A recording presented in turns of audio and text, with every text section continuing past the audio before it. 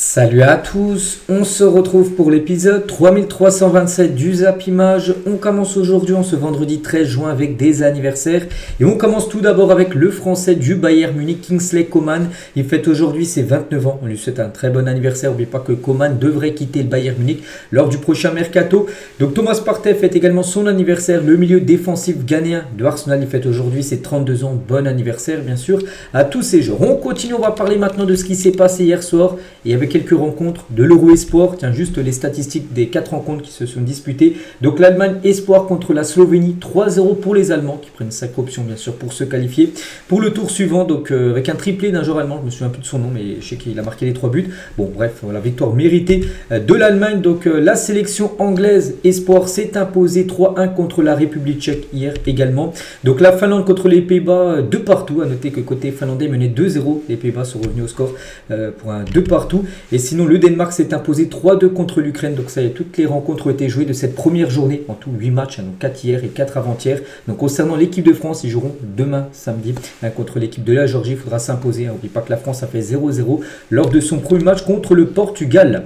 On continue, on va parler maintenant de maillots. Parce que là, il y a beaucoup de clubs qui dévoilent leur futur maillot de la saison prochaine. Vu que là, on est en fin de saison en gros.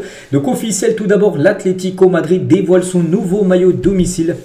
Donc voilà, le maillot des Colchoneros pour la saison future, peut-être un maillot qui pourrait être porté dès dimanche lors de la Coupe du Monde des clubs contre le PSG, qui devrait certainement jouer avec son maillot de couleur bleue, le PSG. Et l'Atlético pourrait tout simplement jouer avec son futur maillot domicile la saison prochaine. Donc voilà, magnifique maillot comme d'habitude, du blanc, du rouge bien sûr.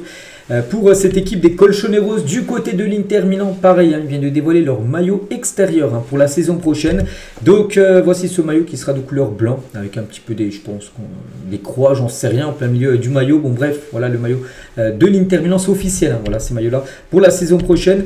Et côté Manchester United, c'est pareil aussi, dévoile leur maillot domicile pour la saison prochaine. Donc un maillot de couleur rouge comme d'habitude. Donc un très beau maillot bien sûr, comme souvent. Donc Snapdragon, pas trop ce que c'est comme société. Bon, bref, voici le maillot de Manchester United pour la saison prochaine. Et tiens, toujours avec Manchester United, et bon, on continue avec eux parce que ça y est, c'est officiel. On en a beaucoup parlé comme ces dernières semaines. Il y avait le Here We Go de Fabrizio Romano il y a à peu près une dizaine de jours. Ça y est, les gars, c'est fait. Matheus Cunha, donc joueur de Wolverhampton, c'est fini. Il quitte Wolverhampton et rejoint Manchester United. Donc jusqu'en 2031. Contrat de 6 ans comme pour le joueur. Donc prix du transfert 73,5 millions d'euros. C'est simple, c'est le prix de sa clause libératoire. Sa clause libératoire c'est 73,5. Ça a été levé par Manchester United. Donc voilà, il débarque du côté des Red Devils. On lui souhaite bonne chance dans une équipe comme en grande difficulté. Cette équipe de Manchester. Donc voilà, Manchester présente ce jeudi, donc hier, sa première recrue estivale, Matheus Cunha. Donc bienvenue à lui. On continue avec d'autres transferts officiels qu'on a pris hier. C'est celui de Leroy Sané. Hier, j'avais dit, il avait pris son jet privé direction Istanbul. Donc hier, c'était une journée, il a passé pas mal de choses, la visite médicale, tout ça. Puis tout a été OK, ça, il a signé son contrat. Il signe librement au Galatasaray jusqu'en juin 2028. Leroy Sané, gros coup quand même pour l'équipe turque du Galatasaray. Donc voilà, le nouveau joueur, bien sûr, du Galatasaray avec son maillot de la saison prochaine. Donc il percevra un salaire annuel de 9 millions d'euros par an, une prime de fidélité de 3 millions d'euros pour chaque saison jouée. Donc là, il a un contrat de 3 ans. Donc si il joue ces 3 saisons-là, donc il rajoutera quand même des bonus de 9 millions, parce que 3 millions par saison, bien sûr, pour des primes de fidélité pour Leroy Sané. Donc le numéro 10 dans le dos, il y a un numéro bien sûr symbolique de n'importe quel club, c'est lui qui le portera du côté du Galatasaray. Je pense que, en plus, on sait que l'équipe turque du Galatasaray, il y a beaucoup de supporters, bien sûr, à travers du monde. Je pense qu'il y en a beaucoup qui vont s'offrir le maillot numéro 10, bien sûr. Leroy Sané. Et à noter que Leroy Sané va quand même jouer avec le Bayern Munich, la Coupe du Monde des clubs. Voilà, donc Leroy Sané jouera ses derniers matchs avec le Bayern pendant la Coupe du Monde des clubs. Il ne jouera pas en juillet, même en cas de qualification. Il est attendu à Orlando aujourd'hui, donc là, ce vendredi, aujourd'hui. Donc le Bayern prend la direction des États-Unis pour aller préparer bien sûr cette Coupe du Monde des clubs. Il sera bien avec le groupe. Il pourrait jouer les matchs de poule jusqu'en 8e. À partir des quarts, on bascule au mois de juillet. Donc si le Bayern est en quart de finale, il partira. Parce qu'il a un contrat jusqu'au 30 juin. Le Bayern veut le garder jusqu'au 30 juin et profiter de lui pour la Coupe du Monde des clubs. Et après, il partira. Du côté du Galatasaray, il ne faut pas de blessure. Ce serait terrible. Imaginez s'il vient de signer. Il joue dans son club actuel, puis il se blesse. Pour Galatasaray, ce serait terrible. Surtout qu'il vienne de le faire venir et le signer un contrat. On continue avec un autre transfert officiel. C'est quand même Sacré transfert, celui-là, qui l'aurait cru, les gars, il y a quelques années, ou même quelques mois, de voir Kevin De Bruyne jouer en Serie A du côté du Napoli. Hein, la plupart auraient pensé qu'il aurait pu finir sa carrière à City. Non. Donc voilà, officiel, hein, De Bruyne signe librement à Naples. Donc contrat de 2 ans plus une année en supplémentaire en option. Voilà, donc il arriverait également libre, hein, vu qu'il était en fin de contrat. Lui voulait rester à Manchester City. City lui a dit non, on ne veut pas te proposer de prolongation de contrat. Il a passé plus de 10 ans. Il aura même une statue devant le stade, bien sûr, de Manchester City. Donc voilà, maintenant, il va découvrir le championnat italien et du côté du Napoli qui réalise comme le gros coup en s'offrant Kevin De Bruyne. Donc il évoluera avec Romelu Lukaku, donc deux Belges ensemble du côté bien sûr de cette, de cette équipe bien sûr napolitaine. Un autre transfert officiel, vous avez vu, il y en avait pas mal hein, quand même hier, un jeudi, donc on fait le récapitulatif. Et aussi ce joueur grec, hein, et c'est officiel, c'est Charalampos, hein, Kostoulas, il a seulement 18 ans, il est tout jeune, donc il quitte l'Olympiakos et s'engage à Brighton jusqu'en 2030, un contrat de 5 ans, montant du transfert 37 millions d'euros, un bonus compris comme qu'a déboursé l'équipe de Brighton. Je ne cache pas, je ne connais pas du tout le joueur. Voilà, donc bon, quand on voit le montant, c'est que bien sûr, il doit être plutôt bon, hein, bien sûr, et surtout pour rejoindre la première ligue, donc bonne chance à lui du côté de Brighton. Un autre transfert officiel, c'est Youssouf Sabaly s'engage au Qatar à Al Douaï et quitte le Real Betis. Donc l'international sénégalais portera le numéro 17 hein, du côté de cette équipe. Donc lui, je crois qu'il joue à Bordeaux à l'époque, hein, il y a pas mal d'années. Donc il va du côté d'Al Douaï qui est coaché par Jamel Belmadi, l'ancien sélectionneur de l'Algérie, le coach de cette équipe. Il y a aussi Hakim Ziyech hein, qui joue dans cette équipe. Il y a Marco Verratti qui va bientôt rejoindre cette équipe-là au moment du mercato. Benjamin Brujo, Luis Alberto jouent tous dans cette équipe d'Al Douaï. Ils viennent de s'offrir Youssouf Sabaly. Un autre transfert officiel, c'est un tout jeune joueur du PSG. C'est ce joueur-là, donc le jeune parisien Oumar Kamara, 2007, va quitter le PSG. Il s'engagera avec le Vitória SC en Liga portugaise. Et bah c'est fait, hein. Ça s'est fait en quelques heures les gars. Donc voilà, officiel, hein, le Vitória SC annonce l'arrivée d'Oumar Kamara, 18 ans, provenance du PSG. Il joue avec les jeunes. Il a joué par exemple à Youth League hein, cette saison avec le Paris Saint-Germain. Donc bonne chance à lui, hein, parce que peut-être il ne voyait pas de porte ouverte pour atteindre l'équipe première. Et bah du coup il a préféré partir. Bon, c'est le meilleur ou mauvais choix, j'en sais rien, il fait comme il veut. Donc voilà, il rejoint le championnat portugais. On lui souhaite bien sûr bonne continuation. C'était comme le capitaine hein, bien sûr des jeunes du côté du PSG, enfin l'équipe U19. Officiel également, un autre transfert, hein, c'est Alexis Beka s'est engagé avec la RAL de la Louvière en Belgique. Quel plaisir de le voir retrouver le football après avoir vécu une période très difficile mentalement en septembre 2023. Beka, on se souvient les gars, j'en ai parlé, hein, je fais des actus foot depuis quasiment une dizaine d'années. Et en septembre 2023, on avait parlé de ce ex-joueur, les gars, qui était mal au point. Et surtout, un coup, il voulait se suicider. Il était au-dessus d'un pont vers Nice, un pont de plus de 100 mètres. Et il voulait se jeter. Heureusement, il ne s'est pas jeté. Donc, ouais, il reprend sa carrière. Et ça fait vraiment énormément plaisir. On lui souhaite bonne chance hein, du côté de la Belgique. Officiel également concernant un coach, hein. Je dis il y a quelques jours, il y a des chances que Thomas Frank soit le nouveau coach de Tottenham, bah c'est fait. Ange Postecoglou a été viré, pourtant l'Europa League a été remportée, mais vu la saison Première Ligue qui a été catastrophique, donc il y a eu un changement de coach. Donc Thomas Frank était le coach de Brentford, bah, quitte Brentford et rejoint tout simplement cette équipe de Tottenham. Donc bonne chance à lui dans une équipe aussi en grande difficulté, bien sûr, Tottenham. Donc il coachera cette équipe en Ligue des Champions, hein, vu que les Spurs sont qualifiés. Donc voilà tous les transferts officiels, hein, vous avez vu, il y en a quelques-uns comme ces dernières heures. On continue avec plein d'autres infos. On va parler de Trent Alexander-Arnold parce que hier jeudi, c'était sa journée de présentation du côté du Real Madrid. Donc il est arrivé à Madrid hein, pour passer sa visite médicale. C'était hier aux alentours des midi. Tout s'est bien passé. Voilà, Trent il est au top bien sûr, pouce levé comme c'est la tradition hein, du côté du Real Madrid. Là, on peut voir Trent, on peut voir Tchouaméni, on peut voir Hudson, tiens, il a passé sa visite médicale, c'était lui aussi il y a quelques jours, mardi, hein, pour être présenté, lui aussi pouce levé, même Mbappé l'été dernier, pouce levé. Donc tout va bien sûr pour Trent et tant mieux. Et Trent donc, a été officiellement présenté, donc il portera le numéro 12, hein, voilà, si vous êtes grand fan du joueur, ce sera le 12 dans le dos hein, pour Trent Alexander-Arnold. Hein.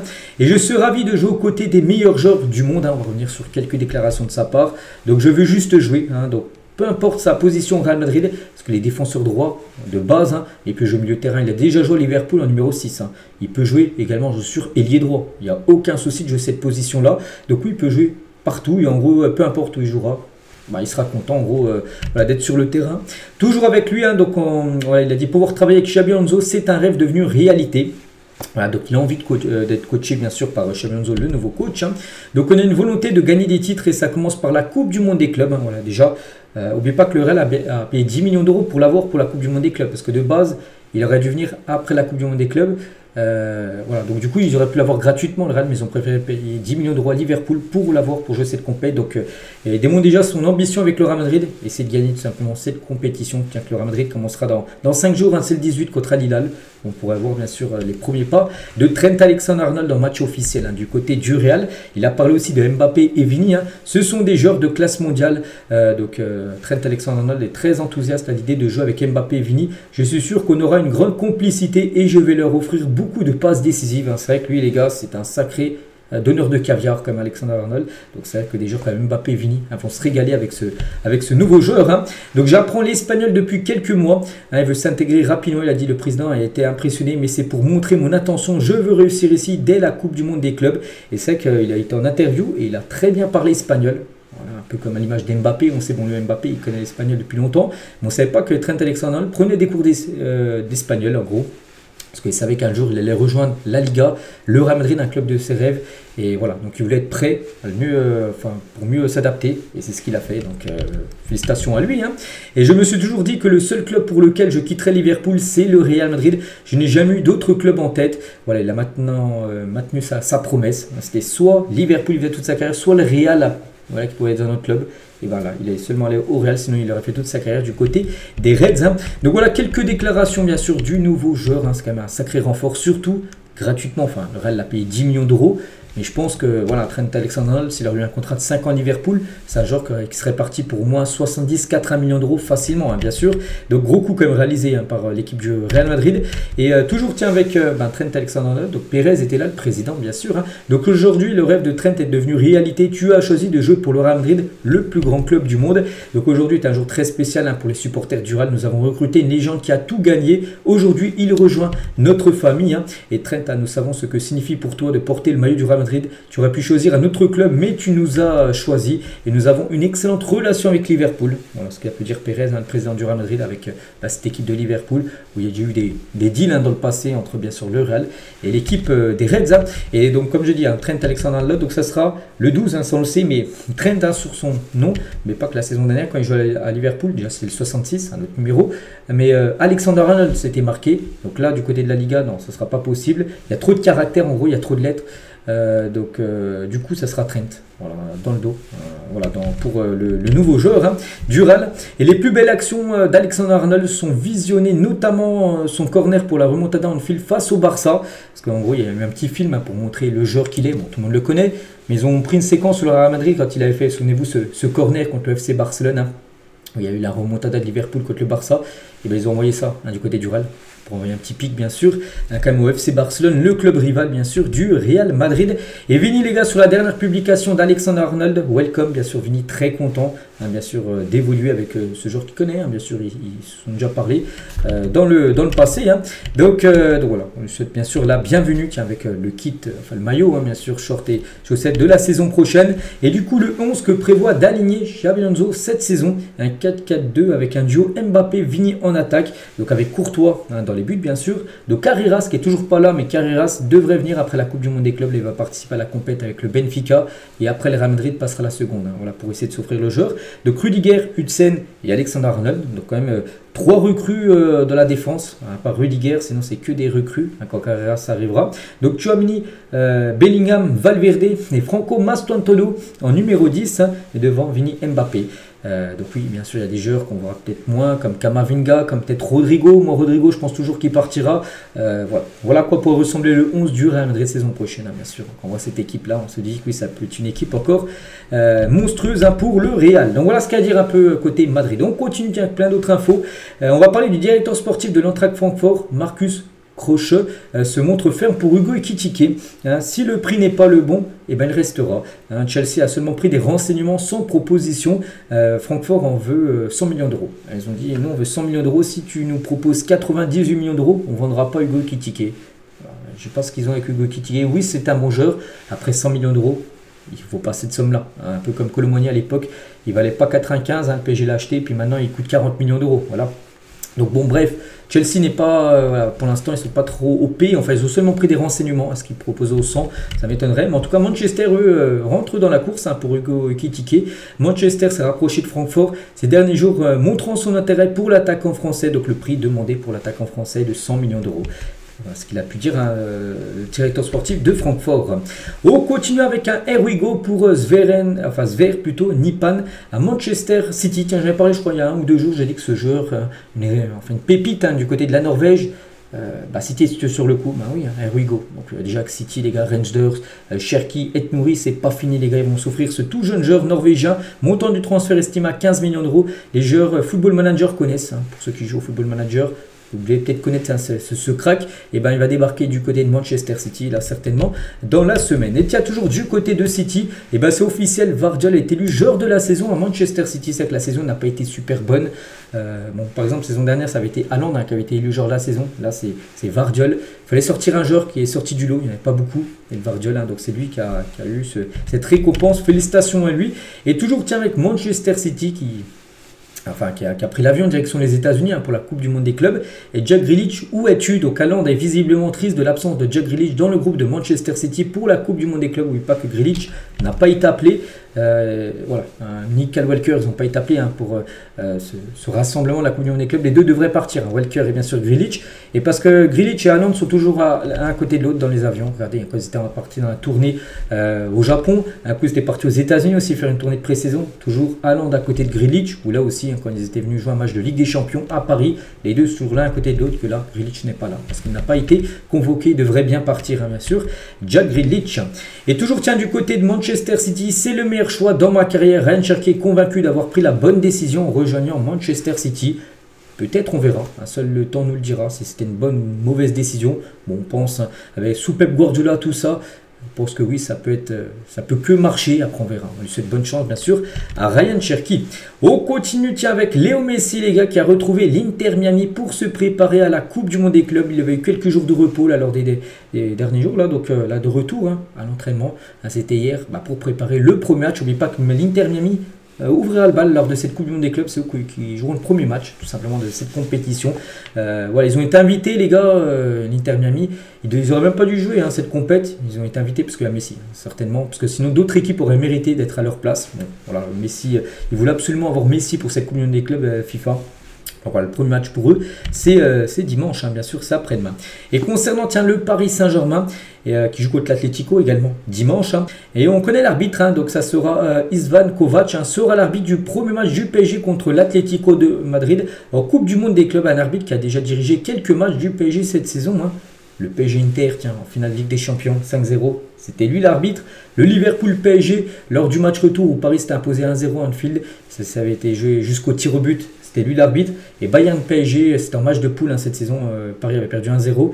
Donc il a déjà arbitré 3 fois le PSG cette saison. Ce sera lui l'arbitre du match Paris Saint-Germain Atlético. Programmé, c'est dimanche soir à 21h, heure française. Il sera midi à Los Angeles quand le match se jouera. Et toujours avec le Paris Saint-Germain qui est actuellement à Irvine en Californie, donc vers Los Angeles. Le PSG va ouvrir une PSG House à Melrose Avenue pendant la Coupe du Monde des clubs. Donc plusieurs événements au programme, donc mini terrain de football, vente de produits dérivés comme un maillot conçu avec la NFL, cours de salsa qui sera organisé par le PSG, présence d'anciennes gloires comme Pastore et Makelele, et visite des lieux iconiques de Los Angeles avec des joueurs pour réaliser des clichés. Voilà, en pose qu'ils ne vont pas faire que de s'entraîner, ils vont aussi profiter bien sûr du côté des États-Unis, ils vont faire quelques visites bien sûr les joueurs parisiens quand ils ne joueront pas et quand ils ne seront pas à l'entraînement. Et toujours avec Paris, le patch Ligue des Champions sur le nouveau maillot du PSG saison prochaine en LDC. Et la meilleure équipe d'Europe, au moins jusqu'au prochain vainqueur de la compétition. Et il y aura ce badge de vainqueur de la LDC. Bon, il n'y a pas de numéro, juste le badge de la Ligue des Champions, ce qui veut dire que tu as gagné au moins une Ligue des Champions. Donc voilà, ça sera bien sur le maillot, bien sûr, parisien. Et du côté, tu as toujours du PSG, on va parler de l'un des meilleurs joueurs, Nuno Mendes, quel crack.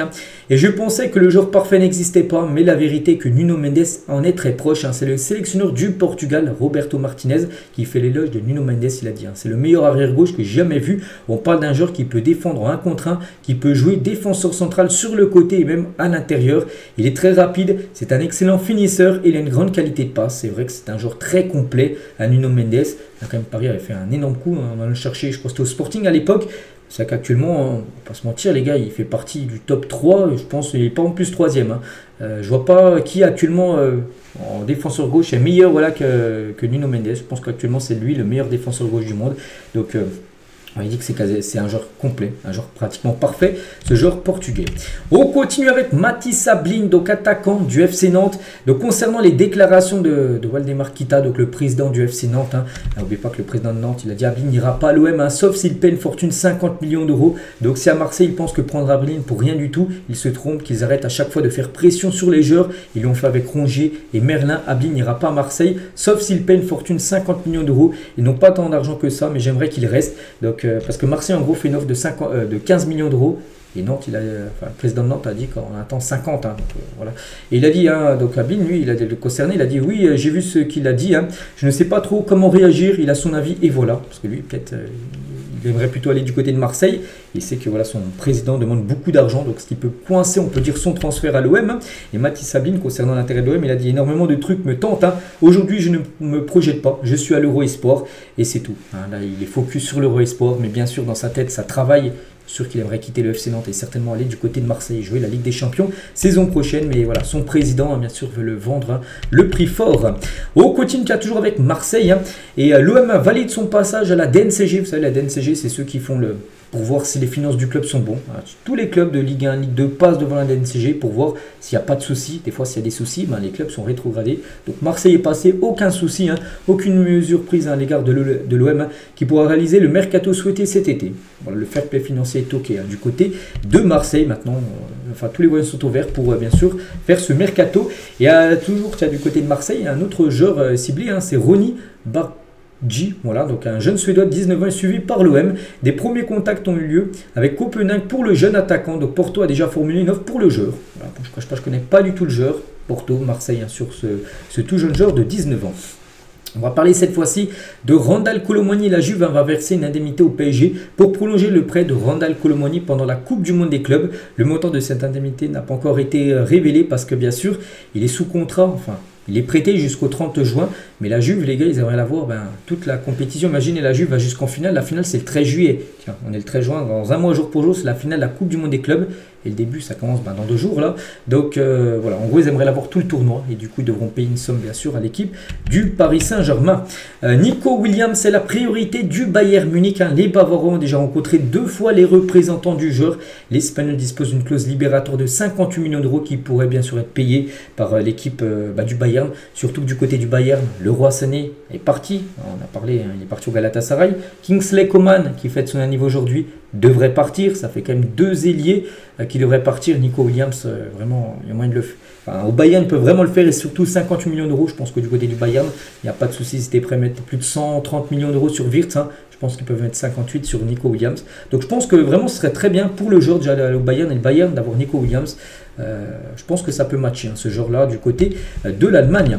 Des nouvelles également de Victor Gyökeres. On se dit où va signer Gyökeres. Donc il réagit aux rumeurs en story Instagram. Il a dit il y a beaucoup de discussions en ce moment. La plupart sont fausses. Je parlerai quand le moment sera venu. Voilà en gros ce qui a pu être dit autour de Gyökeres. Mais bon, Gyökeres toujours sur le départ. Il ne va pas rester au Sporting, ça c'est quasiment sûr. Il y a toujours 2 clubs, Arsenal et Manchester United, vraiment les plus intéressés pour s'offrir l'attaquant suédois.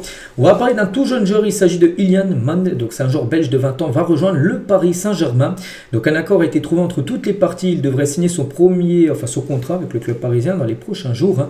Le jeune milieu de terrain va rejoindre les U23, donc l'équipe réserve, on va dire les jeunes du PSG, devrait aussi s'entraîner avec l'équipe de Luis Enrique, il s'entraînera avec le groupe pro, mais jouera tout d'abord avec les jeunes, et peut-être bien sûr s'il est bon, à l'image d'autres joueurs comme Mbaye, comme Zeremri, tous ces joueurs-là, on peut les voir des fois en équipe première, ça pourrait être la même trajectoire tout simplement pour ce jeune joueur qui devrait signer du côté de Paris. L'AC Milan veut Doué, mais le grand frère, pas Désiré Doué qui joue du côté du PSG, surtout Paris les gars, il est intransférable bien sûr, mais plutôt son grand frère là, Guela Doué.